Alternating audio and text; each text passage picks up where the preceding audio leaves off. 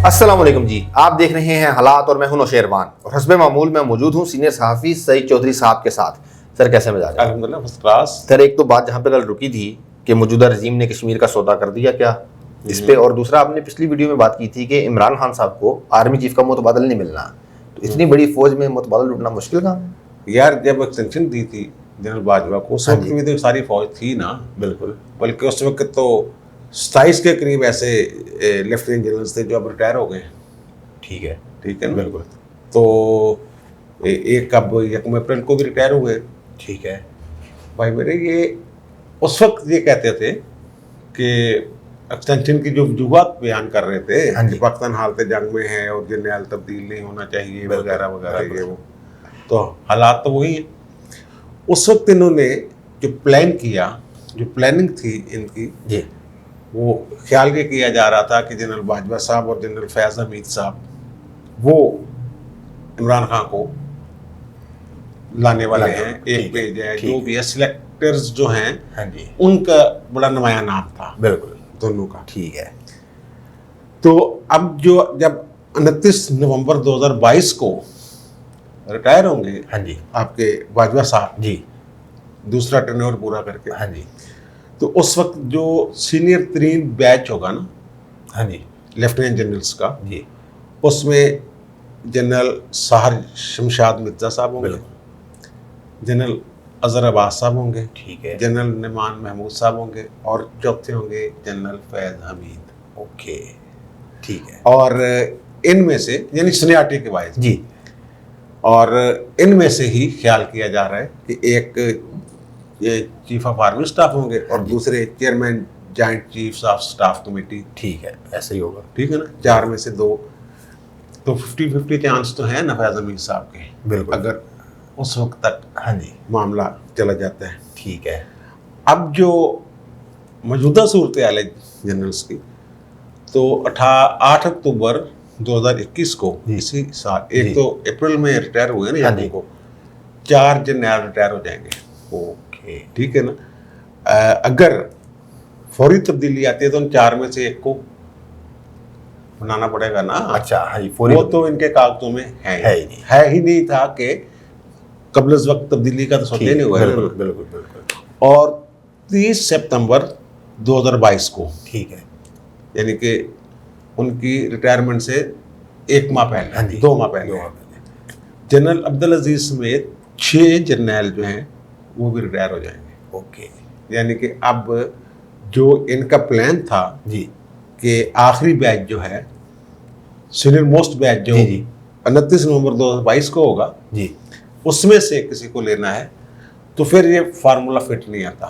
अच्छा, ये बीच में सहारे इतने जर्नैल लेना पड़ेगा, में सीनियर मोस्ट 10 बंदे या 11 बंदे, उनको नज़रअंदाज करके, तो वो इनकी मंशा के मुताबिक तो नहीं हो सकता। बिल्कुल, इसलिए अगर इनमें इख्तलाफात हो भी गए हैं तो ये मेरा ख्याल है कि शायद इंतज़ार करें।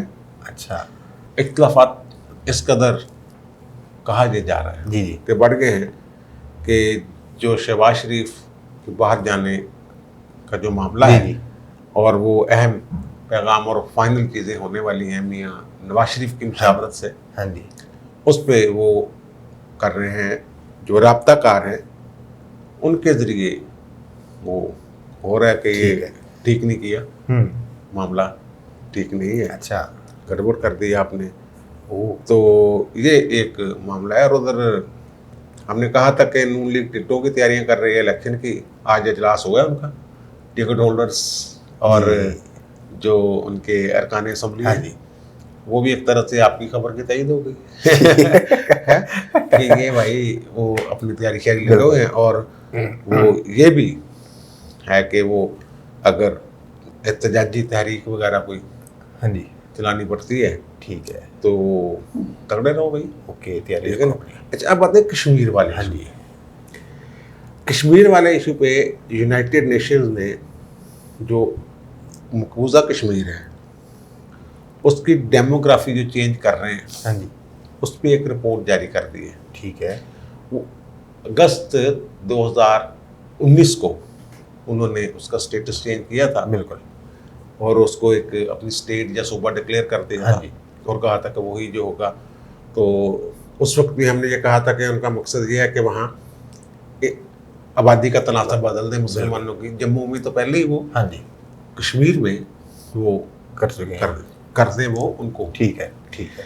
वो ये यूएन की रिपोर्ट है, वो ये कहती है कि सितंबर 2020 तक 1,44,000 के करीब जो हिंदू हैं जो गैर मजाज हैं, हाँ जी, कि उन्हें वहाँ की नेशनलिटी नहीं दी जा सकती, ठीक है, उनको डोमिसाइल जारी किए हैं कश्मीर के। ओके, ठीक है। और 6,83,377 मुसलमान जो हैं, जो बशिंदे हैं कश्मीर के, हाँ जी, उनको डोमिसाइल देने से इनकार किया। अच्छा, कि चलो थोड़े जा, इसी तरह है ना, 1 लाख हिंदू बढ़ के 6 लाख वो कम कर दिए उन्होंने, हाँ जी, कट मार दिया बीच में से। बिल्कुल। और फिर वो कोशिश ये कर रहे हैं कि साबिक फौजियों को आबादकार के तौर पे वहाँ उठाया जाए। अच्छा, इस पे तशवीश का इज़हार किया है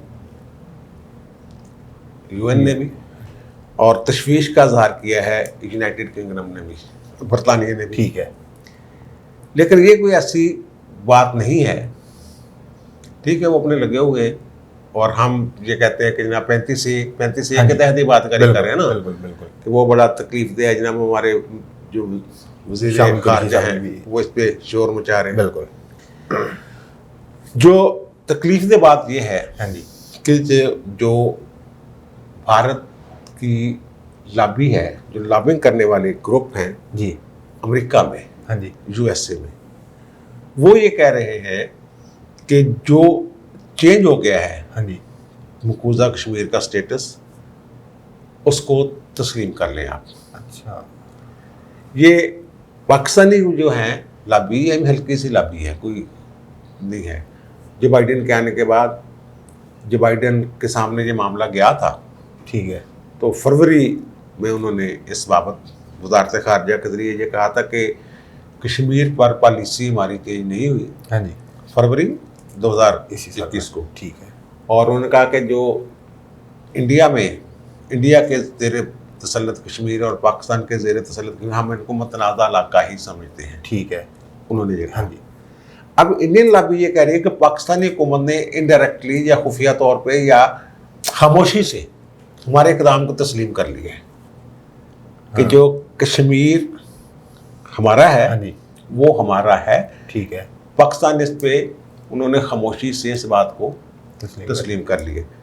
अब सऊदी अरब वाले, कल हमने बात की थी कि सऊदी अरब गैर मशरूत हमायत करता होता है कश्मीर पे। अब वो कह रहा है कि जनाब LOC पे अमन हो गया, मुबारक हो, हम हमारे लाइफ को खिदमत हो तो बताना, सुलह साला करवाने के लिए। बिल्कुल, जब ये वज़ीर आज़म वहाँ थे तो LOC, जब आपके गए हैं बाजवा साहब, हाँ जी, उस दिन तो LOC पे झड़प हुई थी बिल्कुल, दोबारा। तो ये एलामिया में कैसे आ गया कि अमन है? अमन, हाँ जी, पहली बात। अब इंडियंस जो हैं अमेरिका में, पाकिस्तानी सफारतखाना इस बात को मान नहीं रहा। ठीक है, वो ये कह रहा है कि नहीं ऐसी कोई गल नहीं, उन्होंने पॉलिसी है हाँ जी, कि ये मुतनाज़ा इलाके ही समझे जाएंगे। ठीक है, अब इंडियन लॉबी ये कह रही है कि आप ऑफिशियली सरकारी तौर पे अगर हमारे मौक़िफ़ को मानने के लिए तैयार नहीं है कि मुतनाज़ा इलाका ही कहते रहेंगे इसको, आप कहते हैं Indian occupied Jammu and Kashmir, जी, इंडियन ऑक्युपाइड के लफ्ज़ हटा दें बीच में से। ओ, इंडियन कश्मीर, आप ऑफिशियली जब गुफ्तगू करें हाँ जी, तो इंडियन कश्मीर, जम्मू एंड कश्मीर और पाकिस्तानी जम्मू एंड कश्मीर, वो ये कहते हैं कि वो इतनी मजबूत वहाँ लॉबिंग हो रही है इस हवाले से कि वो नीम मादा हो गए कि जब पाकिस्तान रोला डालेगा तो वो कहेंगे कि यार हम कह रहे हैं कि वो मतनाज़ा इलाके हैं, बिल्कुल, लेकिन जब उनका तर्जमान या वज़ारत ख़ारिजा का कोई अफसर कश्मीर की बात करेगा तो वो इंडियन ऑक्युपाइड बीच में मिस करेगा, बिल्कुल, इंडियन कश्मीर, इब्तदाई तौर पे वो ये। और वहाँ जो बड़े अखबारात हैं, हाँ जी, उनके साथ भी इंडियंस जो हैं वो ये कोशिश कर रहे हैं कि उसको वो ऑक्युपाइड का लफ्ज़ हटा दें बीच में से। इंडियन ऑक्युपाइड की बजाय वहाँ जो मीडिया है जी, वो इंडियन कश्मीर कहना शुरू कर दें। ये उनकी एक जो हरकत है, और पाकिस्तान का जो सफारत खाना है वो इसी बात पे खुश है कि जनाब फरवरी को जो बाइडन ने कह दिया था, या उसकी वजारत खारजा ने कह दिया था हाँ जी कि जनाब वो हमारे नज़दीक वो हसीयत बदली है, ठीक है, वही हमारे नज़दीक स्टेटस है। बिल्कुल। और हमारे जो वजारत जो हमारे सफारत खाने के या वजारत खारजा के ज़राए हैं वो कह रहे हैं कि इंडियन की कोई मौसर लॉबिंग है ही नहीं। हाँ। वो यानी मेरी जो अपने ज़राए से बात हुई है, जी। कहते नहीं थोड़ी गलत सलाह है कि ये ऐसी कोई गल नहीं है कि मैं उन्हें दसिया उस बंदे का नाम अमरीका दे दा यार ਉਹਨੇ ਮੈਨੂੰ ਦੱਸਿਆ ਯਾਰ ਕਿ ਉੱਥੇ ਤੇ ਬੜੀ ਲॉबिंग करते पे ने इस गल पे। वो कहते नहीं अगर होगी तो कमज़ोर सी होगी, तो ये तो एक स्टेट और अक़वाम मुत्तहिदा की करारदादों का मामला है। हाँ। मैंने कहा करारदादों का मामला है तो करारदादों की मौजूदगी में उन्होंने ये हरकत की है बिल्कुल भारत ने। हाँ जी। और आप लोग खामोश होकर बैठे हुए हैं। बिल्कुल। और आप ज़्यादा से ज़्यादा जुमे को एक एहतजाज किया करना था आपने। हाँ, वो भी भूल गया। वो भी 2 दिन नहीं हुआ। 2 दिन नहीं हुआ। हाँ जी, ठीक तो बात है। ये सारा वो है, और मैं तो मायूसी हूँ ठीक कि है। जब तक उन्होंने एक मौका हो सकता है कोई इंटरनेशनल प्रेशर आ जाए और वो 35A जो है उसको कहते ठीक है जी जो हो गया हम तक हो गया, बिल्कुल, बाकी 35A से रोक देने, ठीक उतनी है। देर तक तो उन्होंने वो वहाँ कर देना जो भी करना है। बिल्कुल। और हमारे अंदर ताकत ही नहीं है। ठीक है, हम तो अब भड़क भी नहीं मारते। भड़क भी नहीं मार सकते। ठीक बात बाजी में भड़क तो मारते थे ना। हाँ जी, अब तो बिल्कुल हम कि हाँ दामे दरमे सुखने, हाँ, हम आपके साथ हैं। ठीक है।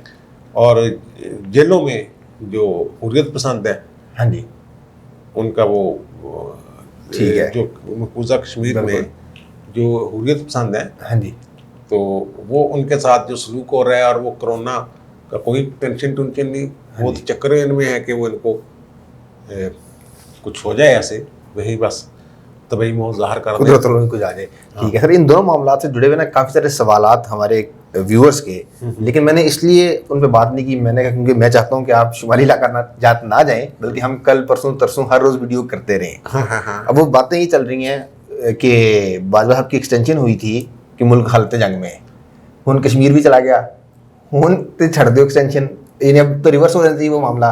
नहीं, बाजवा साहब खुद ही छोड़े तो छोड़े भाई जी, बाजवा साहब खुद ही छोड़े, इनमें वो नहीं है कि ये इसको बुनियाद बना के कहें कि नहीं। हाँ जी, तो फिर देखे अंदर खाते वो पता मसला क्या है। मसला सिर्फ ये है कि जो इनके पसंदीदा है ना, हाँ जी, उनके और आर्मी चीफ के ओहदा के दरमियान 10-12 जर्नल है।